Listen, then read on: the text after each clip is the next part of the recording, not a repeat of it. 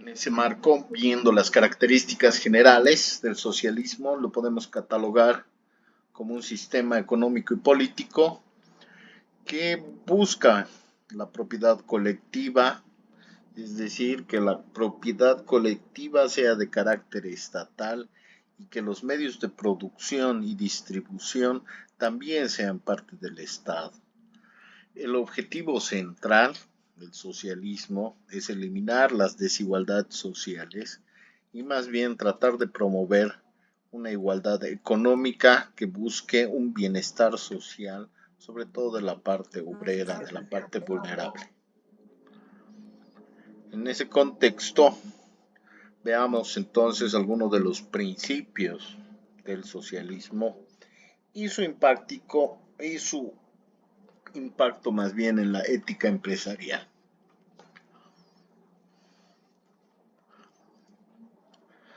Como les decía, uno de los planteamientos es que la propiedad debe ser colectiva y regulada fundamentalmente por el Estado. Entonces, los medios de producción y distribución, como las fábricas, las tierras, los recursos naturales, son producto del Estado y entendiéndose al Estado como todos nosotros, va a ser el gobierno de turno el que sea el administrador de estos recursos, a nombre, por supuesto, de la sociedad en su conjunto. Entonces, esto lo que va a implicar es que los recursos económicos sean utilizados para la satisfacción de necesidades de la población y no para generar ganancias o para beneficiar a determinados individuos o empresas privadas. Esto definitivamente tiene un impacto en la administración, pero sobre todo en la visión ética empresarial que se tiene a partir del socialismo.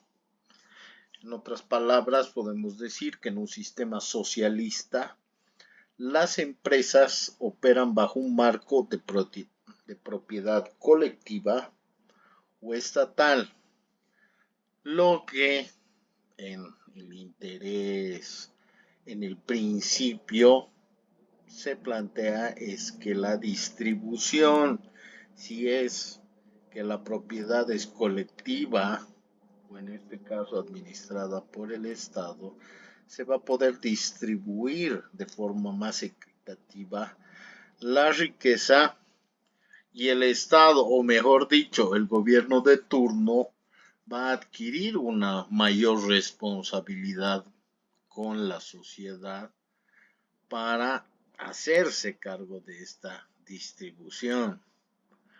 Sin embargo, también podemos observar que esto limita la libertad empresarial y la capacidad de innovación, lo que podría afectar la competitividad y la eficiencia económica. En otras palabras, si tú quieres innovar o emprender en algo bajo la lógica de satisfacer una necesidad de la población, te vas convirtiendo en competidor del Estado o de esa visión colectiva, y entonces el Estado, al ser tu principal competidor, primero te va a reglamentar a través de normas y en segundo lugar va a tratar de competir también con el tema de precios en función de lo que tú estás proponiendo. Entonces ese es uno de los posibles problemas que hay, limitando entonces esta capacidad de tratar de innovar, el tratar de satisfacer, el tratar de tener participación dentro del mercado. El socialismo entonces lo que busca es hacer un énfasis en el bienestar social. ¿Cómo? A través de un acceso igualitario a los recursos y servicios básicos. Es decir, se va a ocupar de promover la salud, la educación, la vivienda y el empleo para toda su población.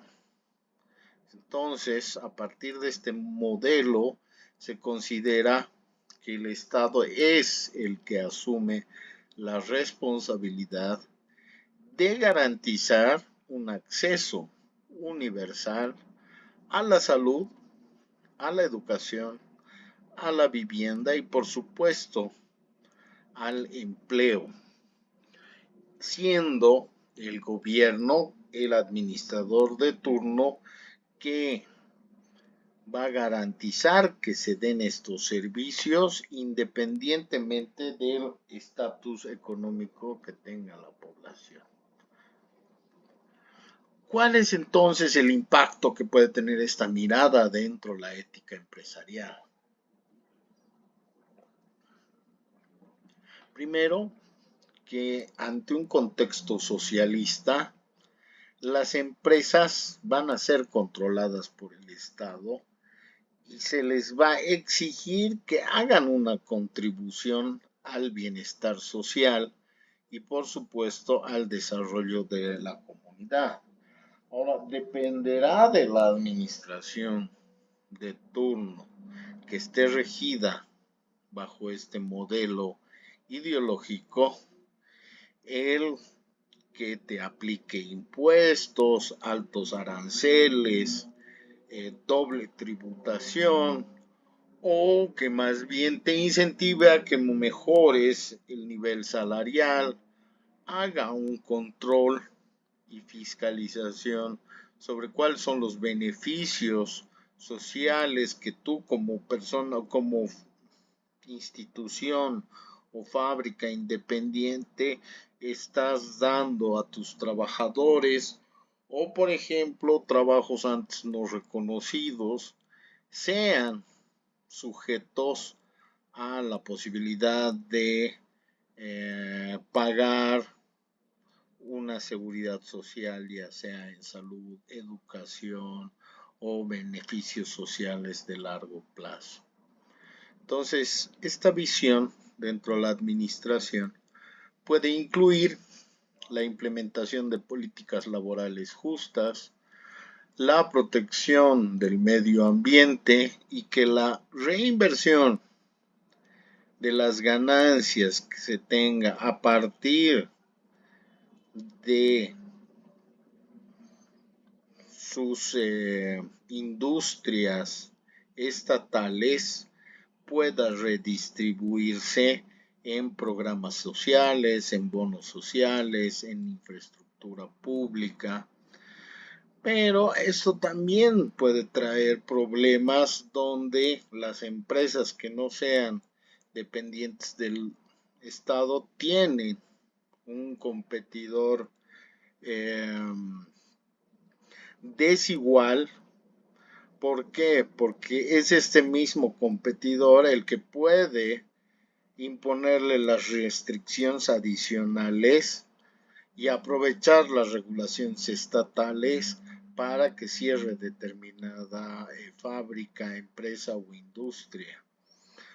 Por ende, tendrás o perderás la libertad de ejercer tu autonomía e independencia en la toma de decisiones de cómo vas a llevar a cabo tu industria, tu fábrica y definitivamente esto va a afectar en tu rentabilidad. Ideológicamente y utópicamente, el modelo socialista lo que quiere fundamentalmente es la redistribución de la riqueza, es decir, bajar los índices de desigualdad económica mediante esta redistribución de la riqueza y de los recursos de una forma equitativa. Entonces ahí van a ser característicos los bonos y digamos algunos paquetes estatales que beneficien a determinado grupo de la población. Esto también repercute en que los impuestos sean más altos, haya impuestos progresivos, en que se generen programas de bienestar social, que se controle a las otras empresas o industrias que no son del Estado en función a qué tipo de salarios pagan, qué condiciones dan, si tienen seguro social o no, y buscando sobre todo beneficiar al trabajador. ¿Qué tipo de impacto esto tiene en la ética empresarial? Si bien el emprendedor o el dueño de industrias o fábricas privadas tiene una forma de administración, el sistema socialista lo va a enfrentar a determinadas restricciones y presiones para que contribuya de una forma efectiva a la sociedad, y es más, va a ser control y revisión de sus beneficios económicos para que estos sean distribuidos con sus trabajadores de una forma más justa y además con los miembros de la comunidad. Entonces esto repercute e influye en que para poder hacer una empresa también tengas que prever que vas a tener que hacer remuneraciones más altas, vas a tener que cumplir trámites de beneficios laborales y estás adquiriendo una responsabilidad corporativa de la empresa, no solo con la sociedad en su conjunto, sino también en temas ambientales. Otra de las características del socialismo es que promueve la participación democrática, incluso dentro de la misma institución y de la misma empresa. Entonces, el socialismo a menudo enfatiza en que se debe dar una participación democrática en la toma de decisiones, tanto económicas como políticas, no solo a nivel de Estado, sino también dentro de la industria, también dentro de las organizaciones y también dentro de posibles emprendimientos. Entonces, ¿sí se me escucha o ha habido un corte? Perdón.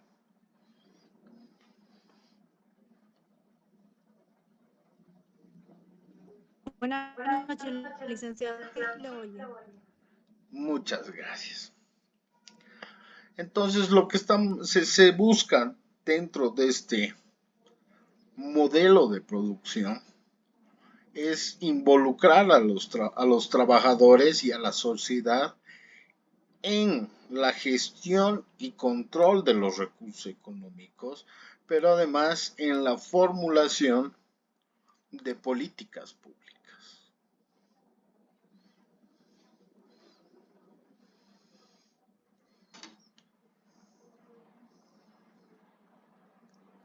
Esto Se en le el cortó la afán, presentación. perdón, Se le corta la presentación, Liz. a ver, Ahora sí. la ti, Ahora sí, Liz. ya, muy bien. Entonces, esto tiene un impacto también en la ética empresarial a partir de la búsqueda de dar a los trabajadores no solo la parte de voz, sino también de voto. Es decir, que asuman participación dentro de la toma de decisiones, teniendo un impacto significativo en la ética empresarial. Esto es muy interesante dentro de la promoción de uno de los valores que nosotros también tomamos en cuenta, que es el de la justicia, en función a la redistribución laboral, pero también en valores como la responsabilidad, el bienestar social, la búsqueda de equilibrio, Y lo que se pretende es que la gestión empresarial pueda fortalecer no solo lo privado, sino también un compromiso social para crear entornos laborales más éticos y sostenibles. Entonces, con esto finalizaríamos la parte de la ideología dentro de la administración y ahora pasaríamos a ver cómo influye esto en la ética para los administradores. ¿Sí se ve mi presentación?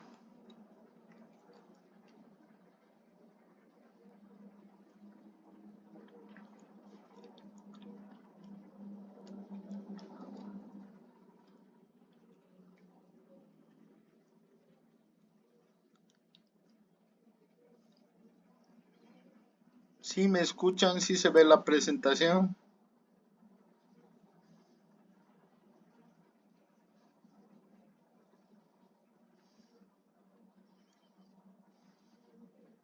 Licen, se ve su presentación. Gracias. Entonces pasemos a ver cuáles son las características de la ética para los administradores, y aquí vamos a hacer un pequeño repaso de lo que ya hemos estado viendo en el transcurso de las clases. ¿Cuáles consideran ustedes que son los valores más importantes que debe implementar una administración, un administrador, un contador dentro de su trabajo?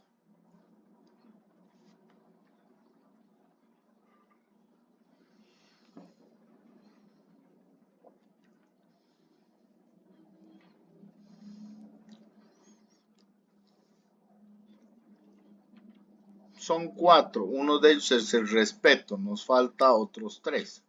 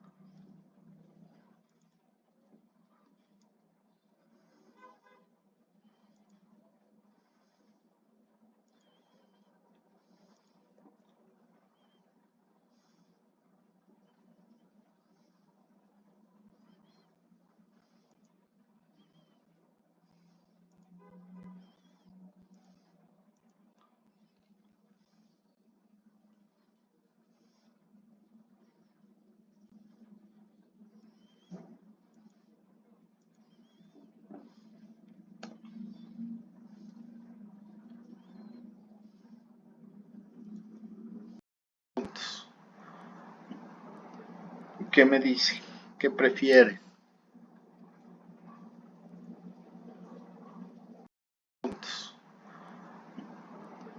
¿Qué me dice? ¿Qué prefiere?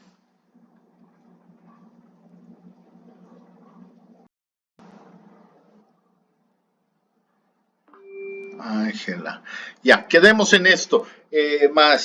Yo estoy a favor de la feria, más bien quiero promoverla. Ahora, estamos llevando ética, ahí quiero saber su posición. ¿Quieren que la nota de la feria entre en mi evaluación o que sean puntos extras? A ver, quiero sinceramente que me digan ustedes.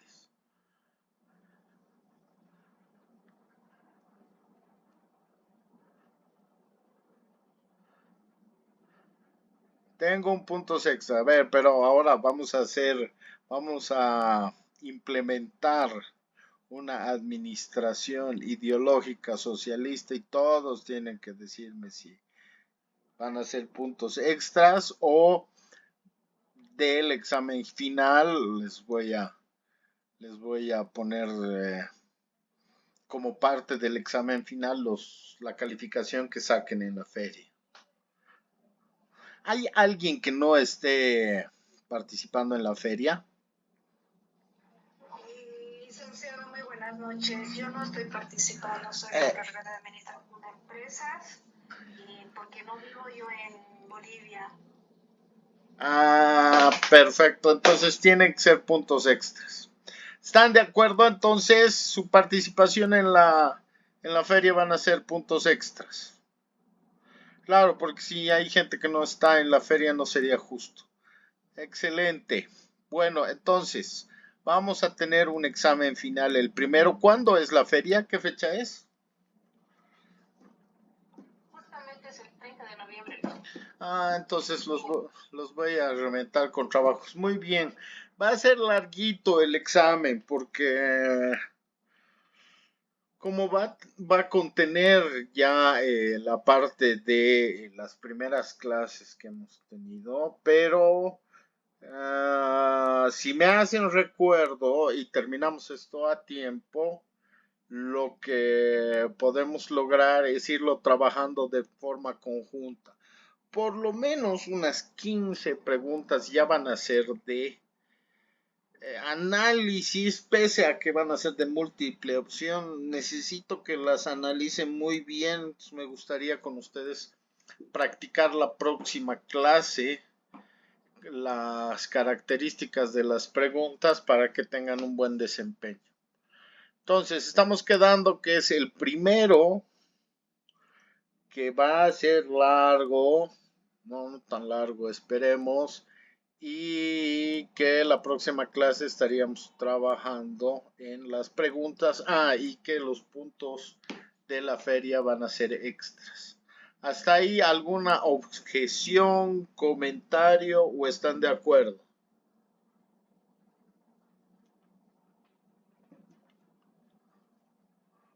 Uno, dos nomás están de acuerdo. ¿Qué hacemos? Somos 14. 3 están de acuerdo. ¿Hay alguna objeción? Dígamelo ahora. Estamos justo en el tiempo. Tenemos el tiempo suficiente para cambiar de opción. Elisa, buenas noches. Una consultita, es que no todos somos de allá de La Paz. Mi persona no está en la feria. Yo soy de Villazón. Por eso, Rosalía, estamos quedando en que va a ser un examen y que la feria, o sea, los puntos de la feria son extras, o sea, no influye. Está bien, muchas gracias. Eso es. ¿Alguien tiene alguna observación o estamos bien?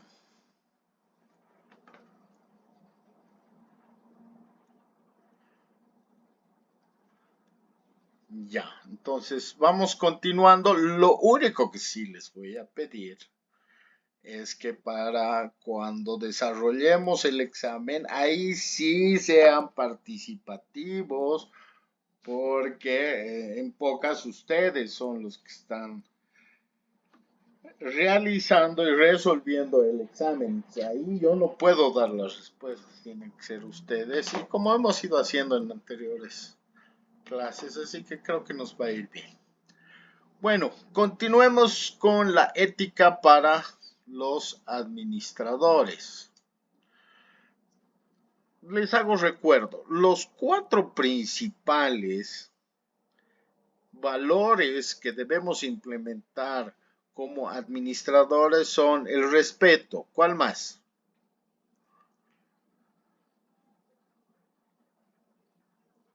No importa que me lo escriban, ya puedo ver la pantalla.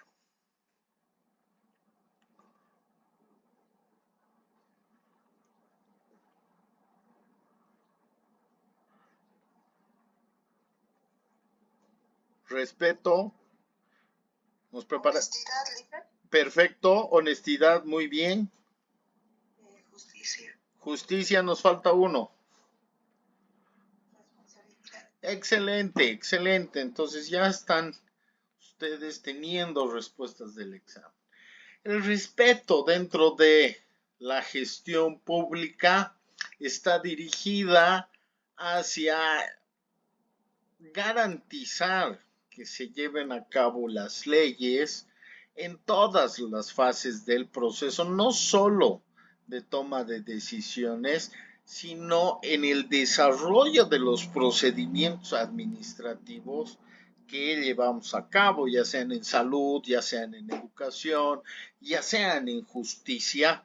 ¿Por qué? Porque tenemos un protocolo de administración pública donde fundamentalmente debemos, además de cumplir con las normas de nuestra institución, cumplir con la atención al cliente y darle los beneficios que la propia ley ha establecido para personas mayores, para personas que estén con hijos lactantes y una serie de beneficios que se le da sobre todo a personas vulnerables. El otro es la honestidad, que vamos a llamarlo honradez, es decir, una actitud de rectitud, de honradez, que procure satisfacer el interés general y deseche todo provecho o ventaja personal que se obtenga por el justo trabajo que se tiene para que no obtengas un beneficio por ser empleado público o que afectes conflicto de intereses ya que te encuentras en la administración pública. Otra de las cosas que se va a pedir como característica de un funcionario público es que brinde la calidad en cada una de las funciones que tiene a su cargo, sobre todo procurando obtener una capacitación sólida y permanente. Ahora, es muy interesante que ante estas características, muchas veces en la gestión pública tenemos dos problemas en la atención al cliente. O tenemos personas sobrecalificadas que están cumpliendo una función en la que ellos consideran que podían dar más, o tenemos personas no calificadas que se las ha puesto ahí para aprender cuál es el proceso que se debe llevar a cabo. Entonces, por ambos lados se necesita una capacitación continua y actualización sobre los procedimientos que se deben llevar a cabo y cómo mejorar esto que llamamos burocracia, pero que entendida desde el ámbito público son procedimientos para el control y para el control técnico, para el control legal, para ver que se esté respetando los principios morales, para también controlar que se esté ejerciendo el acceso y ejercicio de la función pública de una forma correcta. Entonces, gracias a este tipo de capacitaciones, lo que se pretende es que tengas a un funcionario público con la capacidad de dar el debido cumplimiento de las funciones a la que lo estás sometiendo. Otra característica también importante dentro de la función pública es la veracidad, ya que tienes acceso a documentación importante donde lo que tienes que tú verificar es que sea auténtica y que sea correlativa o coherente con las relaciones funcionales de quienes están integrando tu institución, pero además que tengan la interacción con la ciudadanía, con el contribuyente y con el desarrollo de los hechos que estás llevando a cabo. Luego está, aunque parezca contradictorio, pero sí es parte de las características de lo que el Estado o los administradores de gobierno buscan en una administración es que tenga características de lealtad y obediencia, sobre todo a los cargos jerárquicos. Es decir, buscan que tenga el empleado público una disposición al cumplimiento de no solo sus funciones, sino trate de colaborar a sus superiores, otorgando de alguna forma el respaldo a ciertas direcciones, ciertas jefaturas, pero esto debe hacerlo con equidad y con un equilibrio en las relaciones interpersonales, pero sobre todo que beneficien a la ciudadanía, ya que eres un promotor del Estado. ¿Por qué no se está compartiendo mi pantalla? Déjenme aquí hacer una modificación. Ahora sí. ¿Por qué no llega?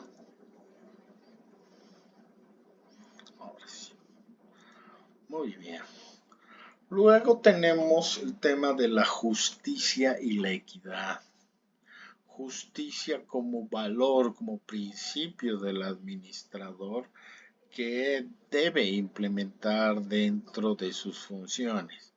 Ahí debe actuar con fidelidad, solidaridad hacia todo el personal de la institución, cumpliendo las órdenes que le imparta la autoridad competente y en la medida de que se reúnan las formalidades del caso y se tenga por objeto la realización de actos de servicio a la población, que además se vinculen con las funciones a su cargo, él debe poner su mayor esfuerzo para dar estas soluciones a la población, salvo existan supuestos de arbitrariedad, ilegalidad, que en el caso del funcionario debería poner en conocimiento de sus superiores.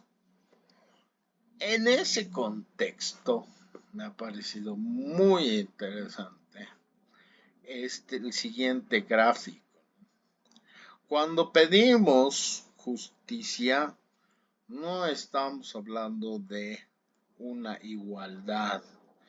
Es decir, estamos asumiendo que todos se deben beneficiar con el mismo apoyo, pero a veces ese apoyo no es suficiente para poder cubrir las demandas de todos. Entonces tendríamos como alternativa el tema de buscar la equidad. Pero en el concepto de equidad o discriminación positiva, si se quiere, hay también una especie de privilegio hacia determinados grupos y al final no termina beneficiándose a la comunidad en su conjunto. En cambio, lo que se trata es más bien de buscar justicia en la que todos puedan acceder a esos beneficios de una forma justa a partir de una determinación de la norma o de procedimientos en los... Sí, va a ser intermitente, pero que lo bueno es que estoy en celular y computadora y hay pérdida de señal en la compu, pero no se preocupen, lo estoy grabando y vamos a poder ver la parte de la presentación. Pero la incorporaré aquí para que también se vea. Y cuando vuelva el internet tengamos la presentación y estoy adjuntando la presentación a la plataforma para que así ustedes también la puedan ver.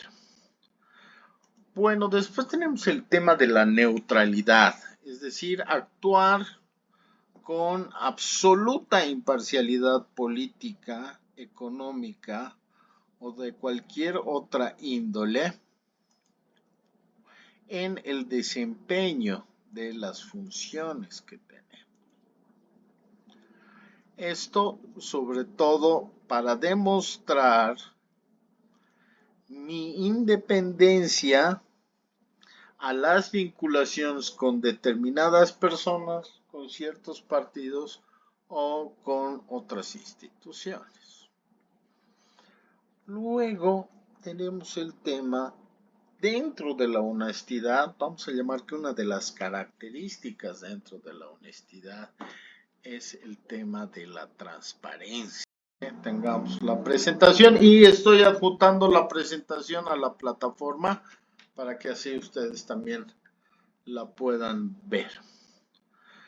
Bueno, después tenemos el tema de la neutralidad, es decir, actuar con absoluta imparcialidad política, económica o de cualquier otra índole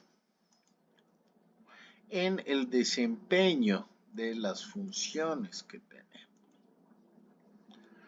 Esto sobre todo para demostrar mi independencia a las vinculaciones con determinadas personas, con ciertos partidos o con otras instituciones. Luego tenemos el tema dentro de la honestidad, vamos a llamar que una de las características dentro de la honestidad es el tema de la transparencia. Vista ante las actuales condiciones que tenemos, qué tipo de funcionar, o sea, ¿cómo se llama el trabajador de la función pública en el contexto actual en el que estamos viviendo? ¿Qué nombre le pondría? Funcionario público. Funcionario público. En su momento, hace unos 10 años atrás, hablábamos del servidor público. Después no sé si ha cambiado al funcionario público, al trabajador público, pero ahí también podemos identificar que hay una mirada ideológica de la administración, no solo de la empresa pública, sino también de la institución.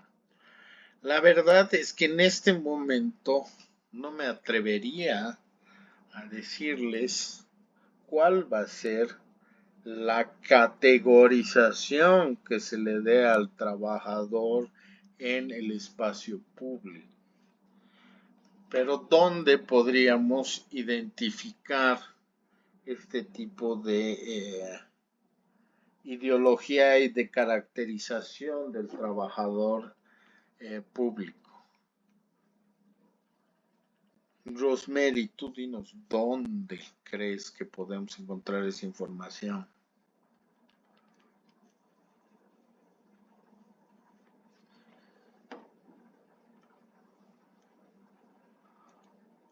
¿O quién me puede decir dónde podemos encontrar esa información?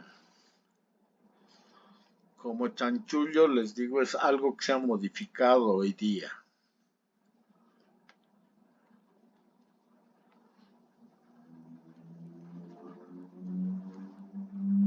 Tendrá siempre, Ulises. Ya, está bien, pero hoy día, ¿qué se ha modificado? Y ahí quiero que ustedes me corrijan. Antes, en mis tiempos, era el Lope.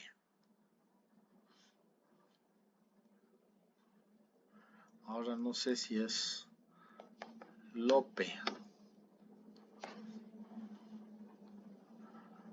Había antes una ley de organización del Poder Ejecutivo y ahí es donde se establecían cuáles iban a ser las políticas sociales y la forma de trabajo. pero sé que el día de hoy se ha hecho una modificación y no sé si ya se llama Lope. ¿Alguien tiene alguna información sobre eso?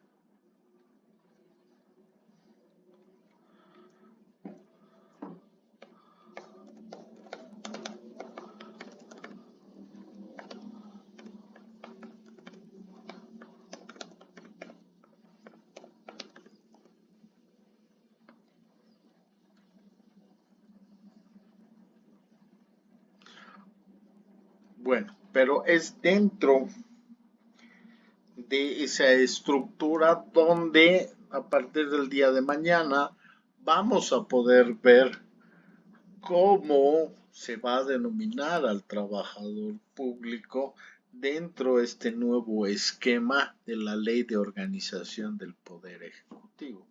Entonces, va a ser importante que también hagamos un análisis de qué conducta se quiere del trabajador público. Porque como les decía, va a depender también del tipo de administración ideológica el que nos pueda dar luces sobre cuál va a ser el comportamiento dentro de la administración del Estado. Otra de las características de las que se habla, por ahora lo vamos a llamar trabajador público, es la discreción. Es decir, al tener ciertos privilegios, sobre todo en la información, el trabajador público se le pide que debe guardar reserva y respeto sobre información, si quieren,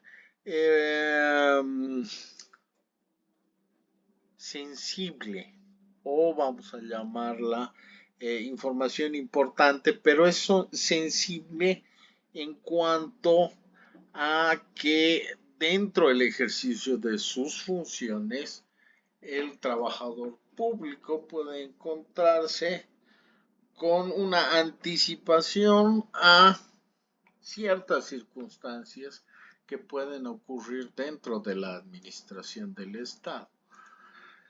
Especulemos, podría tratarse de una subida del dólar, podría tratarse de una posible escasez de carburantes, la llegada de nuevos carburantes, si se va a quitar una subvención. Hay demasiados intereses e información que en ciertas circunstancias debe ser confidencial y el administrador público no debería revelar. Luego de la discreción tenemos el tema del ejercicio adecuado al cargo.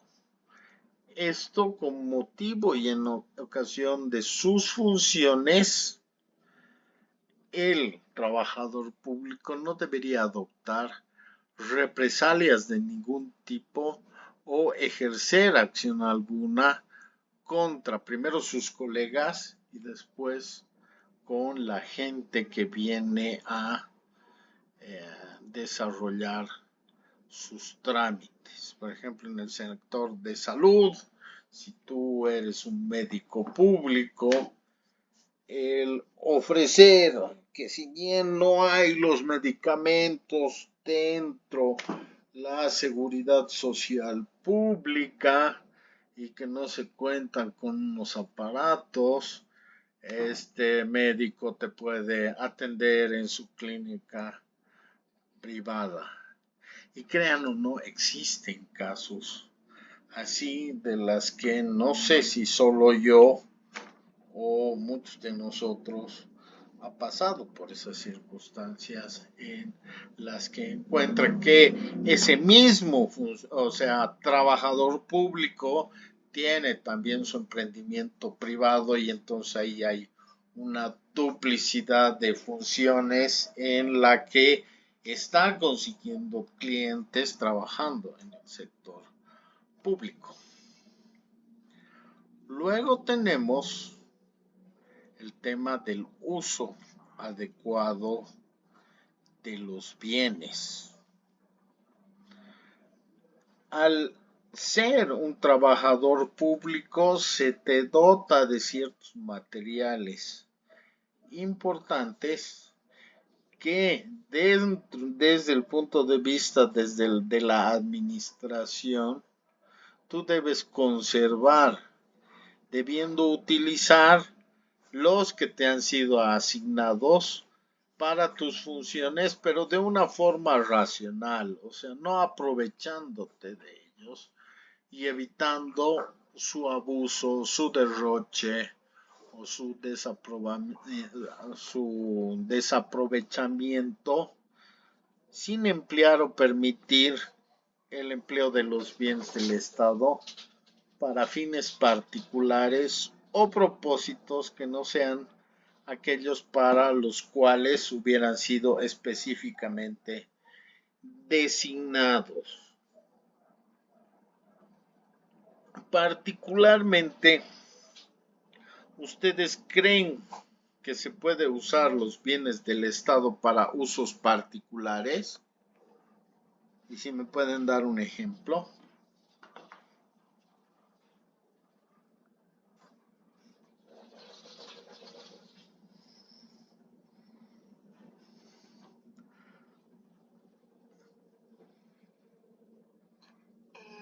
Yo creo que sí, porque de ahora los funcionarios públicos que ya se retiraron se quedaron con sus equipos. Por ejemplo. O sea, para mí eso, pero es mi opinión personal. Eso me lo tendrán que ustedes corregir o decirme si están de acuerdo. No son mis bienes, o sea, si me han dado un celular, una computadora para desempeñar mis funciones, yo no me las puedo llevar a mi casa. Terminó mi función y me las llevo a mi casa, entonces me llevaré el escritorio, me llevaré la fotocopiadora, me llevaré la alfombra. Entonces ahí sí hay un claro problema del uso y abuso de los bienes del Estado para fines particulares.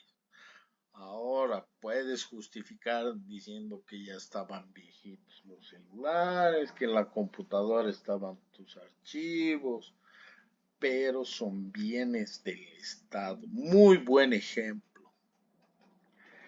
Otro ejemplo que me puedan dar sobre uso de los bienes del Estado.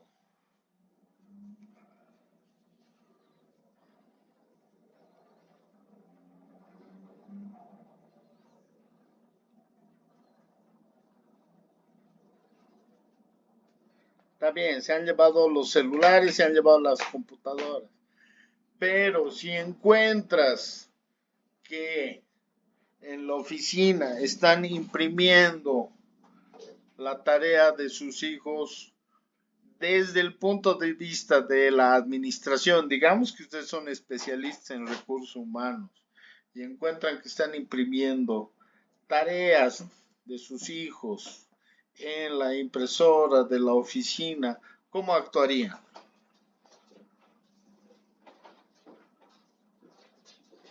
De acuerdo al reglamento, la primera vez es llamada de atención verbal y luego ya las escritas.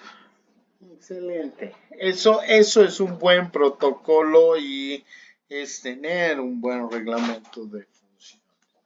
Pero qué contradictorio que a los otros que se llevan los celulares y las computadoras no les digamos nada, tengamos que llamar la atención a gente que por una situación de emergencia tenga que imprimir un atlas, o sea, unos mapas del continente americano. Pero pasa. Y tenemos que estar preparados a ver cómo vamos a actuar ante este tipo de dificultades. Luego está la responsabilidad. en la que se pide que toda persona que sea trabajador del sector público debe desarrollar sus funciones a cabalidad y en forma integral, asumiendo con pleno respeto su función pública. ¿Qué quiere decir esto? Que ante situaciones extraordinarias, el trabajador público puede realizar aquellas tareas que por su naturaleza o modalidad no sean las que estén estrictamente a su cargo, sino sean lo que en algún momento se llamó el trabajo comunitario y que pueda ayudar a otro personal que se haya retrasado, pero siempre y cuando estas actividades resulten necesarias para mitigar, neutralizar o superar las dificultades a las que se enfrente. Esto es importante, pero también es peligroso porque en algún momento uno, al ser eficiente y haber cumplido con sus funciones, tenía que ayudar a sus compañeros que por no tener la preparación o la formación adecuada no entendían cómo se seguía un proceso. Y dada la urgencia o la orden del superior, había que hacer trabajo comunitario y quedarse hasta más allá de las horas establecidas para cumplir con el trabajo de los colegas. Entonces, todo va a depender de cómo vayamos administrando y corrigiendo estos imprevistos o problemas que surgen en nuestra tarea y desarrollo administrativo. Pero lo importante es el por lo menos estar preparado y saber que existen este tipo de contingencias y más o menos prever cuál va a ser primero nuestra toma de decisiones en función a estas características y segundo, en qué nos vamos a amparar o justificar al tomar una decisión adecuada que puede afectar o no gustarle a determinado personal que tenga un mayor rango jerárquico dentro de la administración. Pero sobre todo, lo que tenemos que saber es también cuáles son nuestros derechos y nuestras obligaciones para hacerlos respetar. Bueno, después tenemos el tema de las ventajas indebidas. Como les decía, hay ciertos momentos en que por el puesto en el que estás ocupando pueden exigir ciertos beneficios o ventajas que desde el punto de vista de la administración tú tienes la obligación de transparentar hacia primero tus inmediatos superiores y luego ante todo el personal. Por ejemplo, yo me acuerdo que en algún momento trabajábamos en una descentralizada que tenía su propia forma de administración y su propia forma de organización, que si bien era dependiente del Estado, no tenía un control exhaustivo.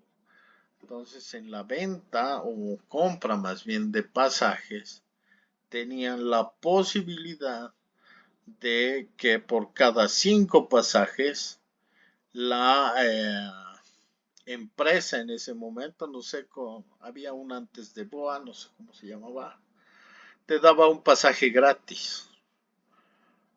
Entonces el administrador lo que hacía era no informarte sobre estas ventajas y obtenía para su beneficio que en esa compra de pasajes que realizaba como descentralizada, obtenía pasajes gratis y se estaba beneficiando él y su familia de esta posibilidad. Entonces, sí se dan este tipo de conductas que debemos denunciar, pero sobre todo controlar y tener en cuenta que sí existen y nosotros prever cómo es que vamos a actuar ante estas injusticias o esta posible forma de beneficio individual solo de algunas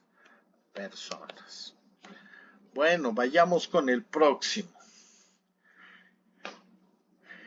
Me crean o no, una de las actividades que está prohibida dentro de las funciones públicas es el hacer proselitismo político.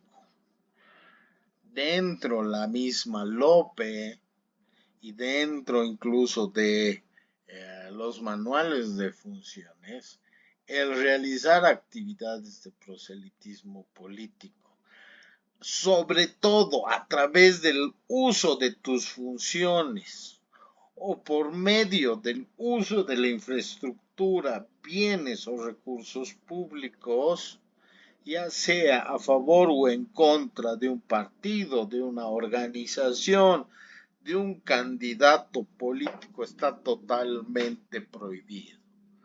Entonces me podrán decir que si uno no está utilizando la infraestructura, bienes o recursos públicos y está haciendo proselitismo, no es una actividad sancionada. Sí, pero tú eres un representante de esa gestión pública y por ende en ese tu horario de trabajo lo que estás haciendo es responder a una, yo sé que es que les piden o les pedían el asistir a estas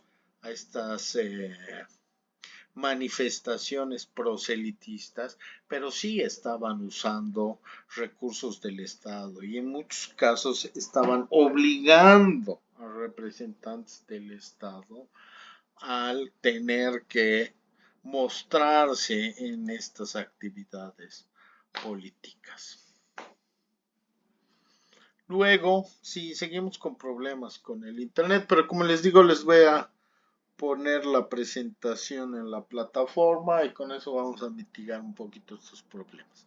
Pero si me escuchan, ¿alguna pregunta hasta aquí? ¿Algo no se ha entendido? Vista. Ante las actuales condiciones que tenemos, ¿qué tipo de funcionar, o sea, cómo se llama el trabajador de la función pública en el contexto actual en el que estamos viviendo? ¿Qué nombre le pondría?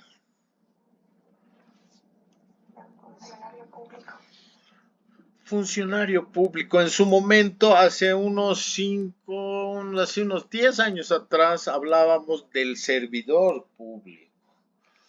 Después no sé si ha cambiado al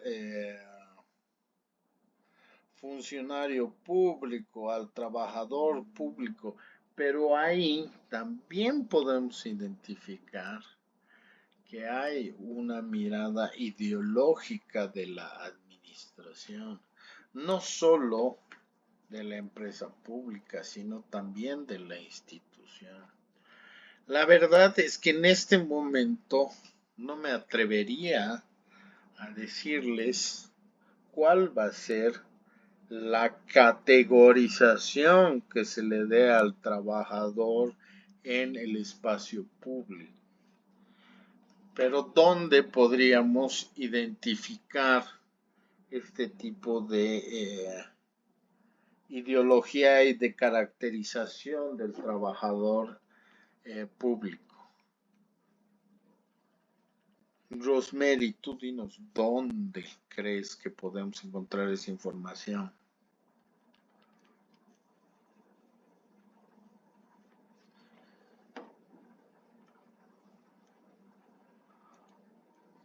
¿Quién me puede decir dónde podemos encontrar esa información? Como chanchullo les digo, es algo que se ha modificado hoy día.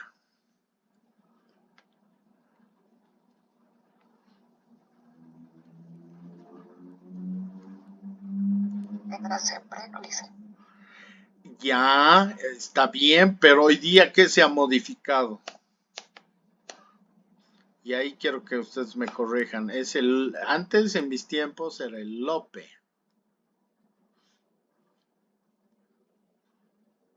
Ahora no sé si es Lope. Había antes una ley de organización del Poder Ejecutivo y ahí es donde se establecían cuáles iban a ser las políticas sociales y la forma de trabajo. Pero sé que el día de hoy se ha hecho una modificación y no sé si ya se llama Lope. ¿Alguien tiene alguna información sobre eso?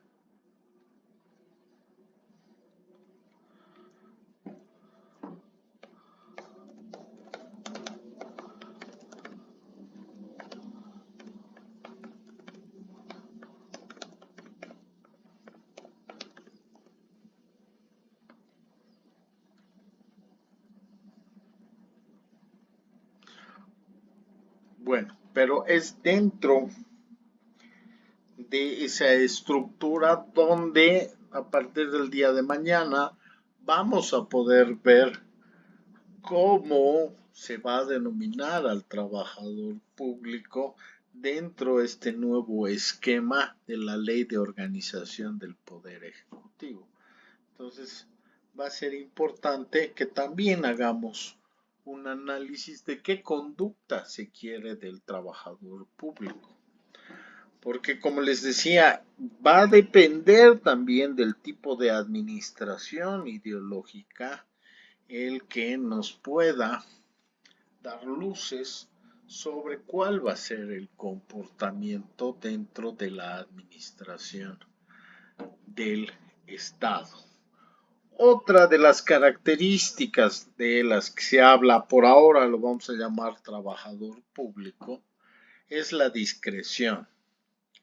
Es decir, al tener ciertos privilegios, sobre todo en la información, el trabajador público se le pide que debe guardar reserva y respeto sobre información, si quieren, sensible, o vamos a llamarla información importante, pero es sensible en cuanto a que dentro del ejercicio de sus funciones el trabajador público puede encontrarse con una anticipación a ciertas circunstancias que pueden ocurrir dentro de la administración del Estado. Especulemos, podría tratarse de una subida del dólar, podría tratarse de una posible escasez de carburantes, la llegada de nuevos carburantes, si se va a quitar una subvención.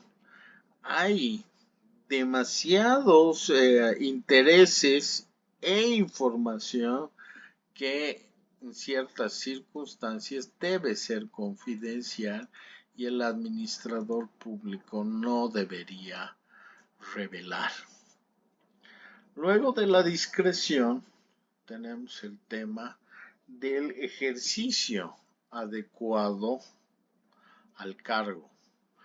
Esto con motivo y en ocasión de sus funciones, el trabajador público no debería adoptar represalias de ningún tipo o ejercer acción alguna contra primero sus colegas y después con la gente que viene a desarrollar sus trámites. Por ejemplo, en el sector de salud, si tú eres un médico público, el ofrecer que si bien no hay los medicamentos dentro la seguridad social pública y que no se cuentan con unos aparatos, este médico te puede atender en su clínica privada. Y crean o no, existen casos así de las que no sé si solo yo o muchos de nosotros ha pasado por esas circunstancias en las que encuentra que ese mismo, o sea, trabajador público tiene también su emprendimiento privado y entonces ahí hay una duplicidad de funciones en la que está consiguiendo clientes trabajando en el sector público. Luego tenemos el tema del uso adecuado de los bienes. Al ser un trabajador público se te dota de ciertos materiales importantes que desde el punto de vista de la administración tú debes conservar, debiendo utilizar los que te han sido asignados para tus funciones, pero de una forma racional, o sea, no aprovechándote de ellos y evitando su abuso, su derroche o su desaprovechamiento sin emplear o permitir el empleo de los bienes del Estado para fines particulares o propósitos que no sean aquellos para los cuales hubieran sido específicamente designados. Particularmente, ¿ustedes creen que se puede usar los bienes del Estado para usos particulares? Y si me pueden dar un ejemplo.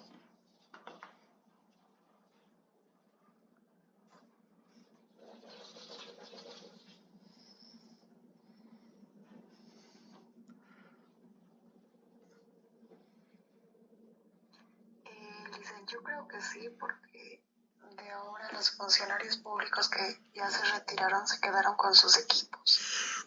Por ejemplo.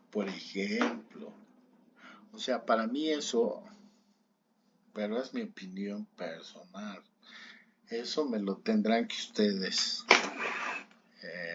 corregir o decirme si están de acuerdo. No son mis bienes, o sea, si me han dado un celular, una computadora para desempeñar mis funciones, yo no me las puedo llevar a mi casa.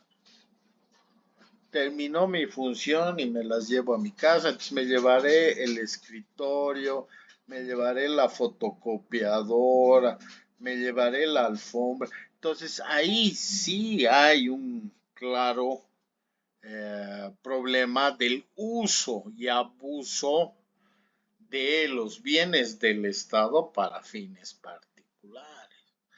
Ahora puedes justificar diciendo que ya estaban viejitos los celulares, que en la computadora estaban tus archivos, pero son bienes del Estado. Muy buen ejemplo.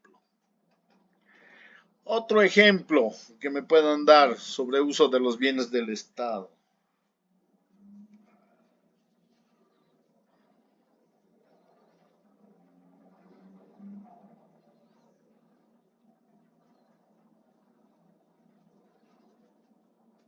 Está bien, se han llevado los celulares, se han llevado las computadoras.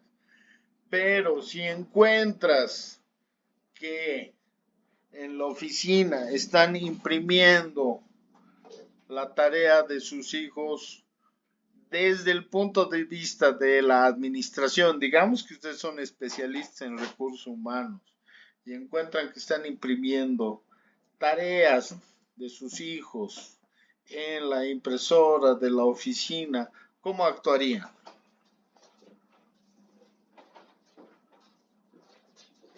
De acuerdo al reglamento, la primera vez es llamada de atención verbal y luego ya las escritas. Excelente. Eso es un buen protocolo y es tener un buen reglamento de función. Pero qué contradictorio que a los otros que se llevan los celulares y las computadoras no les digamos nada, tengamos que llamar la atención a gente que por una situación de emergencia tenga que imprimir un atlas, o sea, unos mapas del continente americano. Pero pasa.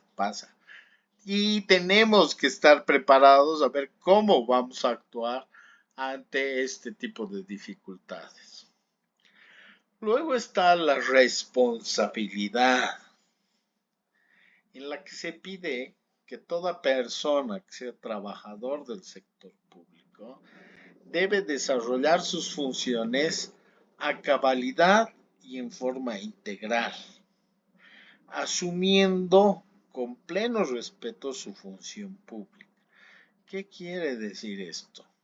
Que ante situaciones extraordinarias, el trabajador público puede realizar aquellas tareas que por su naturaleza o modalidad no sean las que estén estrictamente a su cargo, sino sean lo que en algún momento se llamó el trabajo comunitario y que pueda ayudar a otro personal que se haya retrasado, pero siempre y cuando estas actividades resulten necesarias para mitigar, neutralizar o superar las dificultades a las que se enfrenten. Esto es importante, pero también es peligroso, porque en algún momento uno, al ser eficiente y haber cumplido con sus funciones, tenía que ayudar a sus compañeros que por no tener la preparación o la formación adecuada no entendían cómo se seguía un proceso. Y dada la urgencia o la orden del superior, había que hacer trabajo comunitario y quedarse hasta más allá de las horas establecidas para cumplir con el trabajo de los colegas. Entonces, todo va a depender de cómo vayamos administrando y corrigiendo estos imprevistos o problemas que surgen en nuestra tarea y desarrollo administrativo. Pero lo importante es el por lo menos estar preparado y saber que existen este tipo de contingencias y más o menos prever cuál va a ser primero nuestra toma de decisiones en función a estas características y segundo, en qué nos vamos a amparar o justificar al tomar una decisión adecuada que puede afectar o no gustarle a determinado personal que tenga un mayor rango jerárquico dentro de la administración. Pero sobre todo, lo que tenemos que saber es también cuáles son nuestros derechos y nuestras obligaciones para hacerlos respetar. Bueno, después tenemos el tema de las ventajas indebidas. Como les decía, hay ciertos momentos en que por el puesto en el que estás ocupando pueden exigir ciertos beneficios o ventajas que desde el punto de vista de la administración tú tienes la obligación de transparentar hacia primero tus inmediatos superiores y luego ante todo el personal. Por ejemplo, yo me acuerdo que en algún momento trabajábamos en una descentralizada que tenía su propia forma de administración y su propia forma de organización, que si bien era dependiente del Estado, no tenía un control exhaustivo. Entonces, en la venta o compra más bien de pasajes, tenían la posibilidad de que por cada 5 pasajes la empresa en ese momento, no sé cómo, había una antes de BOA, no sé cómo se llamaba, te daba un pasaje gratis. Entonces el administrador lo que hacía era no informarte sobre estas ventajas y obtenía para su beneficio que en esa compra de pasajes que realizaba como descentralizada obtenía pasajes gratis y se estaba beneficiando él y su familia de esta posibilidad. Entonces, sí se dan este tipo de conductas que debemos denunciar, pero sobre todo controlar y tener en cuenta que sí existen y nosotros prever cómo es que vamos a actuar ante estas injusticias o esta posible forma de beneficio individual solo de algunas personas. Bueno, vayamos con el próximo.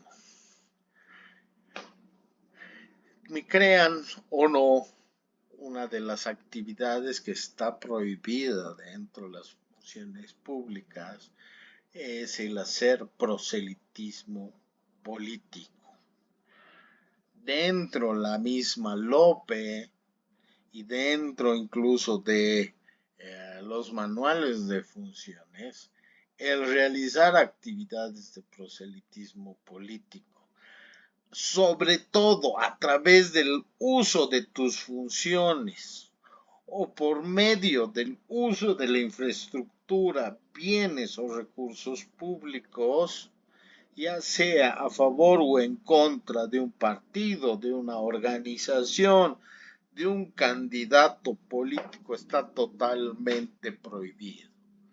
Entonces me podrán decir que si uno no está utilizando la infraestructura, bienes o recursos públicos y está haciendo proselitismo, no es una actividad sancionada. Sí, pero tú eres un representante de esa gestión pública y por ende en ese tu horario de trabajo lo que estás haciendo es responder a una, yo sé que es que les piden o les pedían el asistir a estas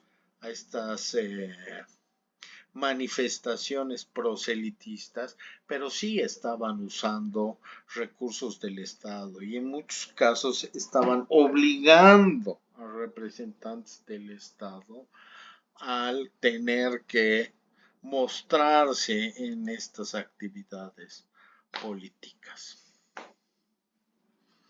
Luego, sí, seguimos con problemas con el internet, pero como les digo, les voy a poner la presentación en la plataforma y con eso vamos a mitigar un poquito estos problemas. Pero si me escuchan, ¿alguna pregunta hasta aquí? ¿Algo no se ha entendido?